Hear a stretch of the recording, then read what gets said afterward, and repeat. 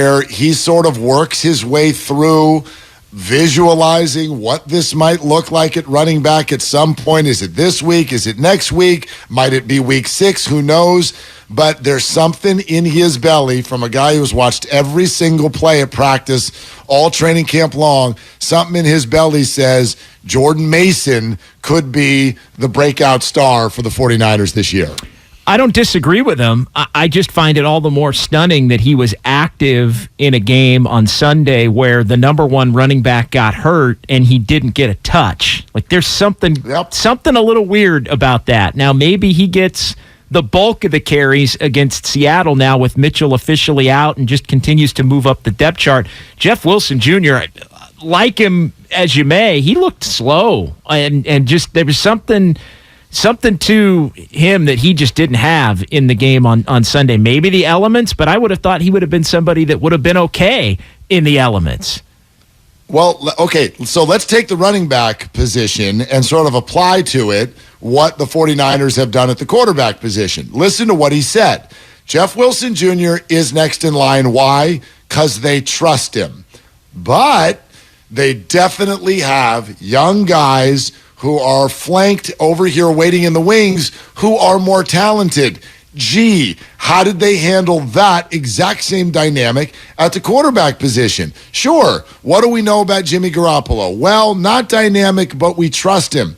So I agree with Matt. This is TikTok, not the social platform, the clock. It's ticking on Jeff Wilson Jr. You have more talented people who are waiting right behind you, and at a certain point, probably sooner rather than later, those guys are going to get their shot. It's just a matter of sort of like figuring out, do we want to go toward dynamic play, but we might miss a block here or there? Or is it too early in Trey Lance's career to do something like that? So I'm with Maddie. I think they lean mostly on Jeff this weekend, but I don't think that's going to last very long. No, and it was every bit as curious that Mason made it in terms of being on the active roster over Ty Davis Price.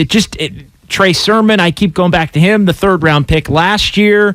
Like, what's going on there? I don't think this is an apples-to-apples scenario with Davis Price and with Sermon, but there's something, whether it's the blocking component or maybe Mason's fumbled it a little bit at practice from time to time as we move toward the portion where the media can't watch the entire practice. Like, there's something off there that's more than meets the eye to me.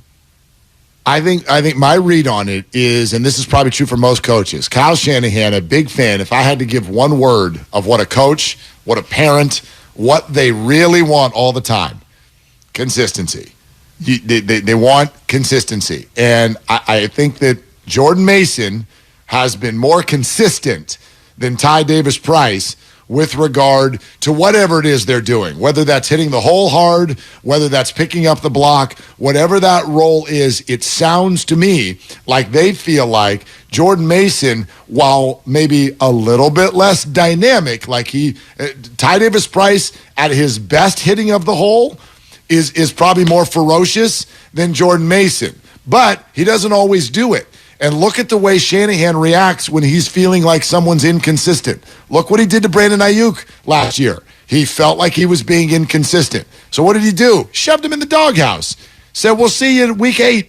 And so if Ty Davis Price is not bringing it every single play the same way, he's not going to get his chance. Jordan Mason will. And that's fair. But again, for all of these things to be status quo, you got to win games. They put Ayuk in the doghouse last year until week 8, and they were 3-5 when the time came coming, and we were wondering what's going on with Ayuk. They look like they need a dynamic wide receiver right now. He's not playing. That's a little weird. That's where I do think, Mark, this thing has the potential to get a little bit off the rails. It's not that you don't believe in this player or that player. It's that you lose the benefit of the doubt for your process when you don't win, especially when you don't win games that everybody expects you to win. It completely changes the entire dynamic of the season.